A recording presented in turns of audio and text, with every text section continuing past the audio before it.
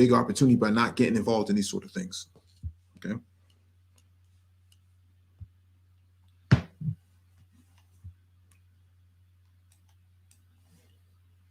Let me get to the next item on the docket.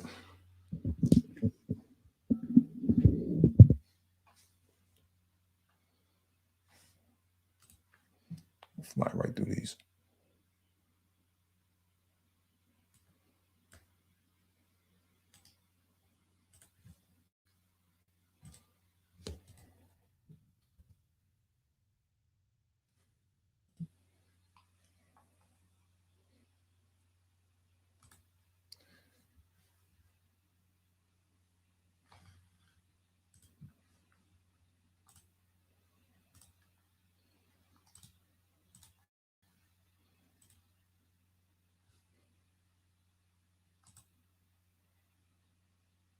All right. This is from Boston Dynamics. I think everybody has pretty much already seen this over the weekend. If you've not, this is a very short clip of what Boston Dynamics is doing with their Atlas robot. And I think that, this is like the hallmark of robotics right now. So let me play the clip. Actually, let me share my screen again.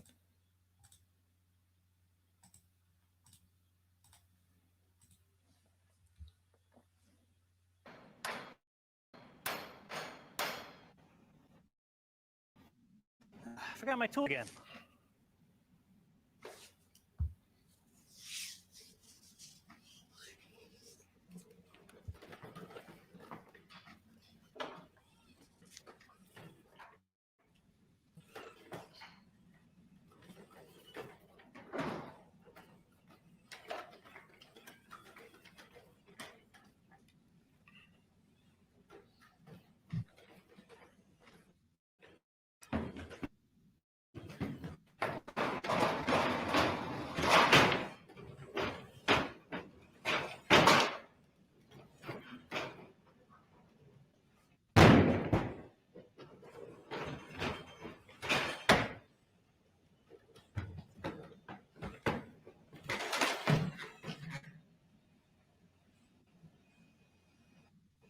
Show off.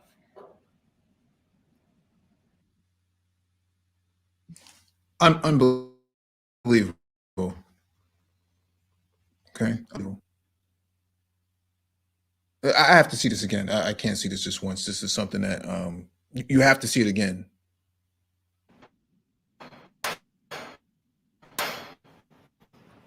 I forgot my tools again.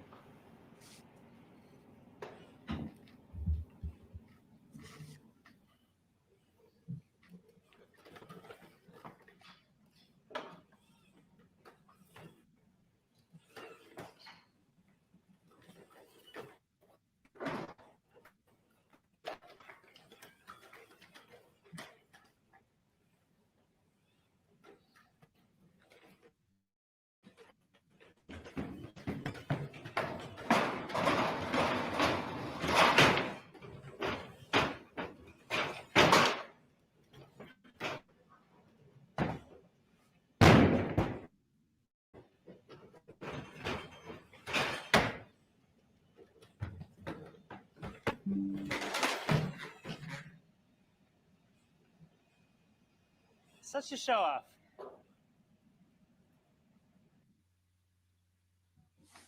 Unbelievable, man.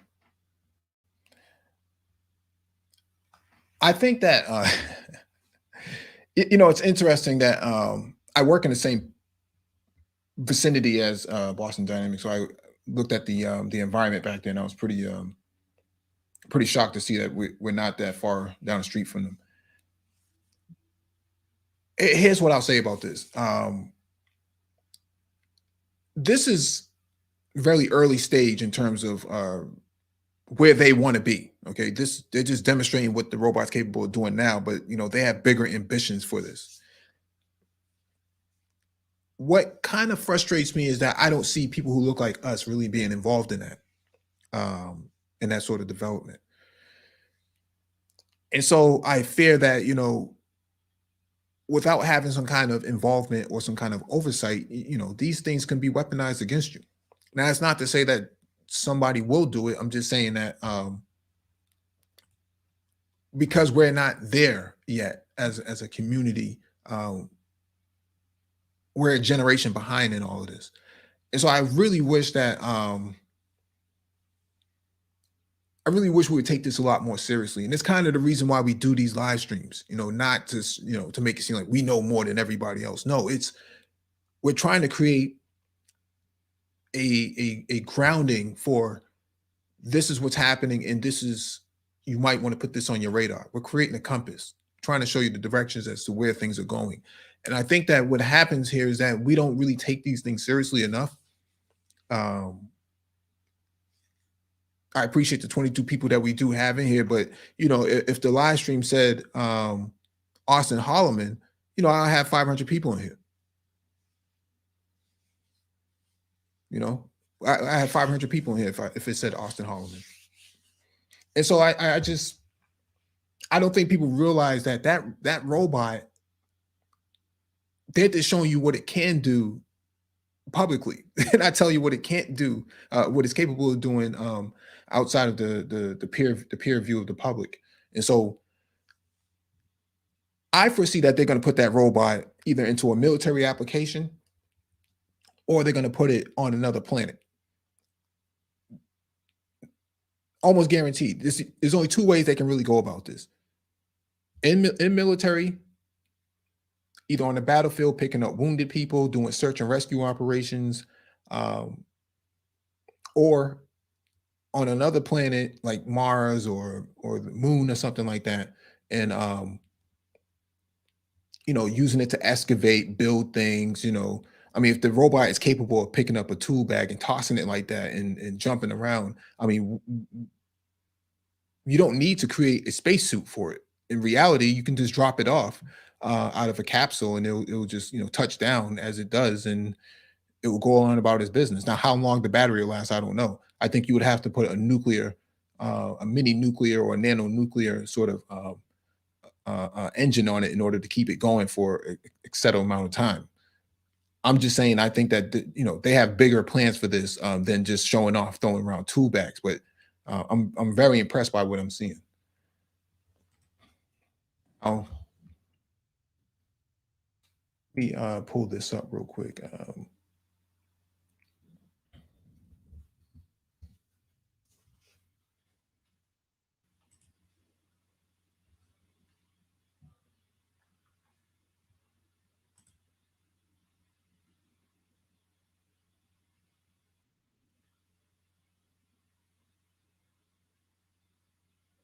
Let me share my screen real quick.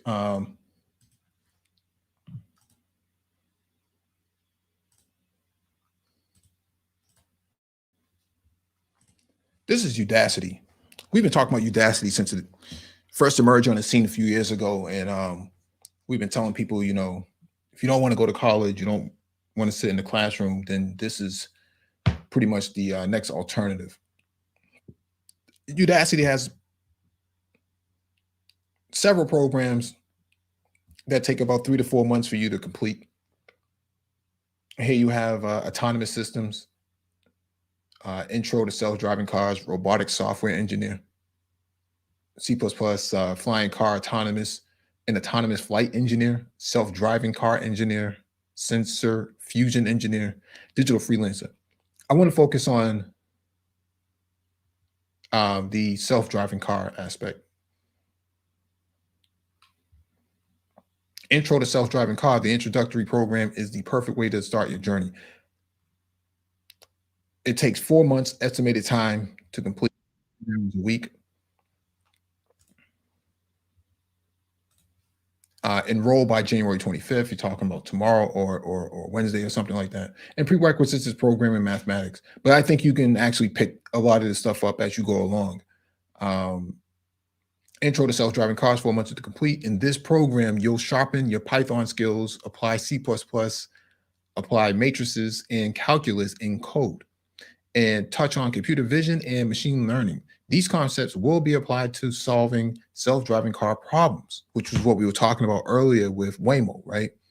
And Tesla.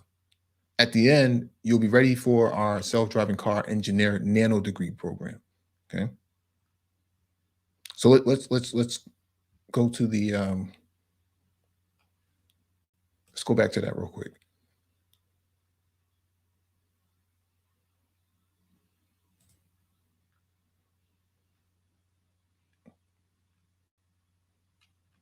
Self-driving car engineer. Estimated time 5 months at 10 hours a week. Enroll this week. You know, in this program, you will learn the techniques that power self-driving cars across the full stack of a vehicle's autonomous capabilities. Using deep learning with radar and LiDAR sensors, sensor fusion, you will train the vehicle to detect and identify its surroundings to inform navigation.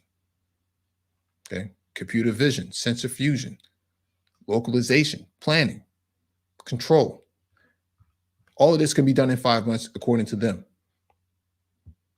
And you're talking about what, maybe $1,000 or something like that, to take this class or to take this nano degree program. If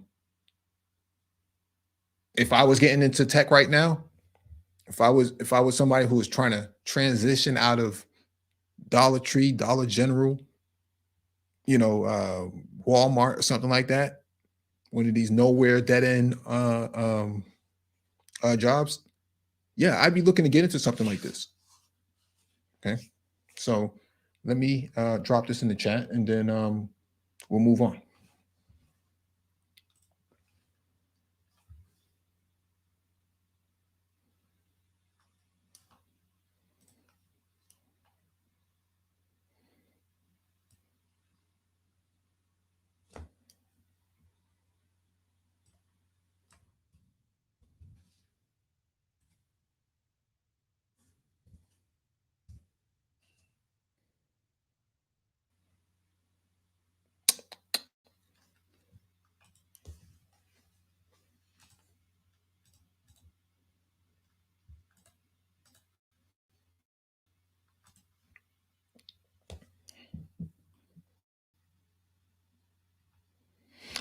All right, this is from WTOP News.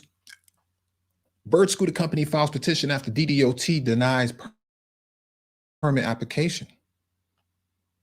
Less than a month after the District of Columbia Department of Transportation denied a permit application from Bird Ride's dockless e-scooters, the company has responded by filing an appeal in D.C. Superior Court. In a petition to the court filed Friday, Bird said that it felt DDOT denied its application for a new permit without reason, improperly scored its application for a permit in the appeal process Bird was otherwise entitled to. Quote, DDOT's handling of Bird's appeal is unlawful, the company claimed in its appeal. The decision limits Bird's operation within the city limits, placing the nearest e-scooter options for Bird users in neighboring jurisdictions. Lawyers representing the company said that Bird's problems with the application scoring process have existed since 2019. Some issues with caps on the number of e-scooters in the district have been around even longer. During the first permit application process, DDOT didn't award Bird a permit to operate in the city. The application met basic requirements, falling 6 points below successful applicants. After the city granted stays and extensions for applications due to the COVID-19 pandemic, Bird said it returned to the streets of DC without ever addressing the underlying problems. It also said that the district changed its permitting process, removing one of its 2-year permits.